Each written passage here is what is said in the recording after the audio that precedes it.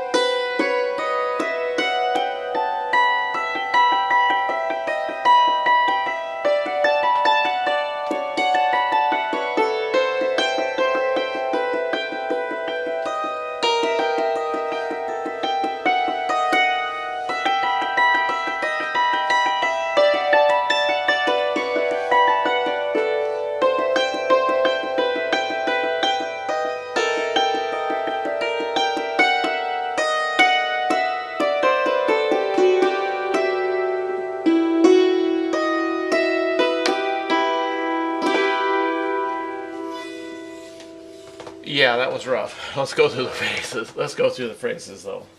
The first phrase is going to start out here at the B, and the first part of this A part is going to be more or less short runs. So not to worry about too much, but some of the hammer patterns need to be pointed out. So anyway, with the right hand, start out with the B and then go to the E. Walk it down. Walk. So a little rocking motion here.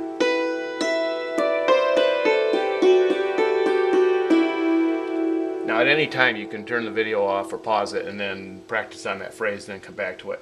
Here's the next phrase.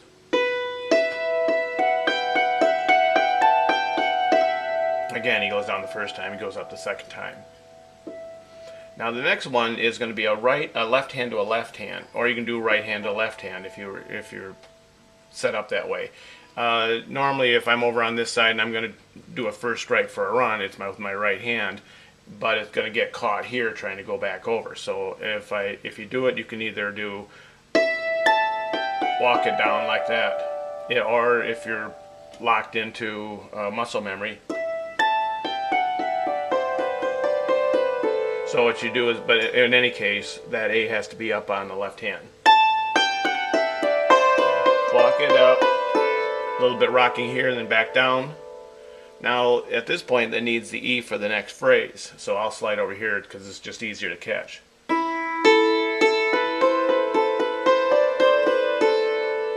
Now, that first part, what I've done up to here has been basically short runs.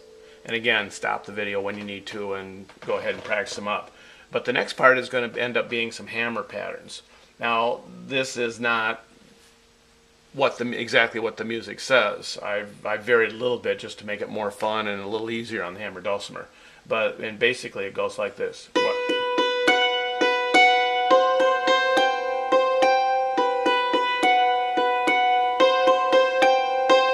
So you see, I start out with the right hand.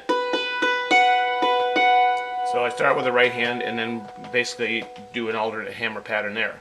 And this is something you want to practice just back and forth on these two courses.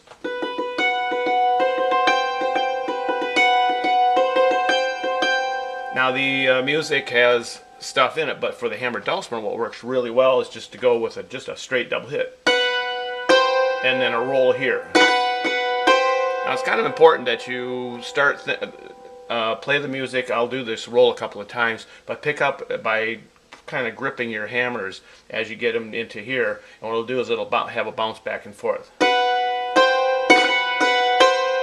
Da-da-da-da-bop. So you get that little clip in there. Now the next part is where it starts getting weird. This is where you start getting into your alternate courses. The D sharp E flat course is kind of important in this one because it's going to be used pretty much through the beat, this part, and then the rest of the beat part. So you're back up here to the B, back to the C sharp, up here to the D sharp. You're skipping that D, So it sounds like this. Now again, I'm going up here where I'm having to do a double hit, but up here it's not too far. It's the notes are right next to each other. And I want to do that because my first thing is I'm going to leave my left hand locked here, and my right hand's going to do all the nonsense up here. Now I believe the music calls for another hit, but leave it as an open note, because what's going to happen is you're going to need to be here and then jump back over to here again to that D sharp. And that makes it a lot easier. Otherwise you're really flying around here trying to get it, especially if you get into a group that likes to play this fast. So this phrase again is. Now the next one, at this point, it is all patterns. And now watch the pattern. This pattern is actually a shoot up in a box. So I'm going to be using these four notes, but I'm going to shoot up. So right hand up here on the D.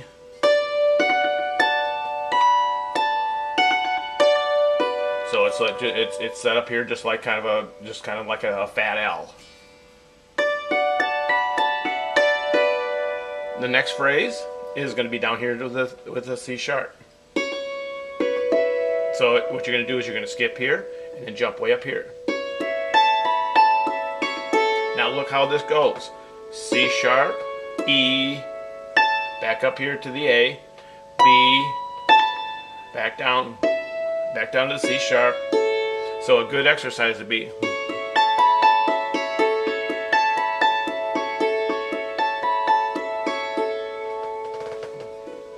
Okay, then it's set up there. Now the next one is our chord patterns you've done before, is this left hand L. So what you're doing is your right hand is going from the C to the G. Left hand's bouncing here on the E. Now you have to switch. Now you're just going to move it down one string. Now you got to change it again. Now you're still using these two, but now you got to sneak up here to this B flat. Then back down here. Now let me go over that real slow. Drop, up, then back down here to the B. Whoops, gotta go back up here. And let's go this a little bit faster.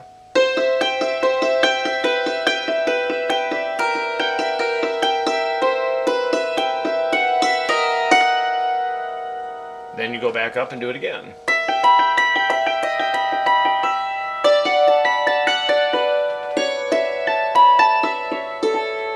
Up here to these notes, straightened up here.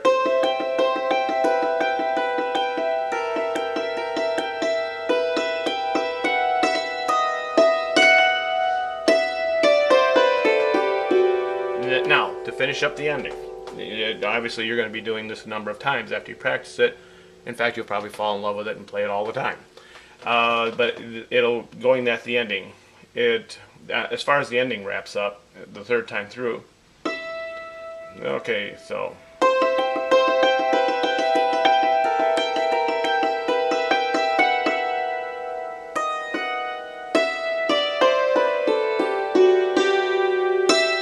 Okay, so we should bring it around and bring it down.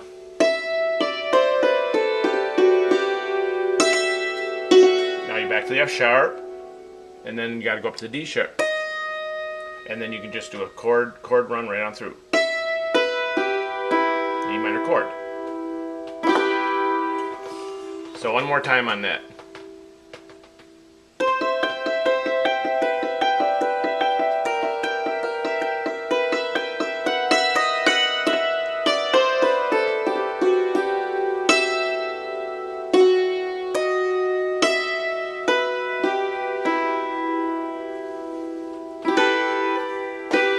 Or you can do it, or you can flip it down like that for your chord run. That's basically the pieces of it.